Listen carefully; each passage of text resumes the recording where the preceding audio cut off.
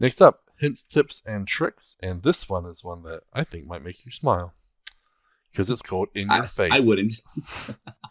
So basically, this extension allows you to, basically look at your code, and when you have errors in your code, it will actually show you a face, and it's kind of cool.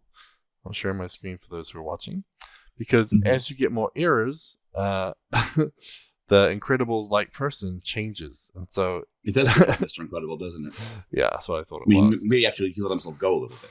Yeah, and so basically, the more errors you have and everything, the worse the face looks, and it just it's just kind of fun. I thought it'd be a good one after the break to come back and have a bit of a laugh. So, In Your Face, and I wonder if you can change the faces or if they'll have more different types, but. That's true. I wonder if you can maybe connect it to one of those Instagram apps where like morph people's faces and stuff. You can actually put someone in there, like a teacher or a mentor, and as you code things, they just start to express disapproval in your direction. So as extra motivation. Well, you like your children's faces when you take away their toys. Exactly. I'm sorry, we're not going to play with that. Why not? You just threw it at Grandma. Of course, we're not playing with it.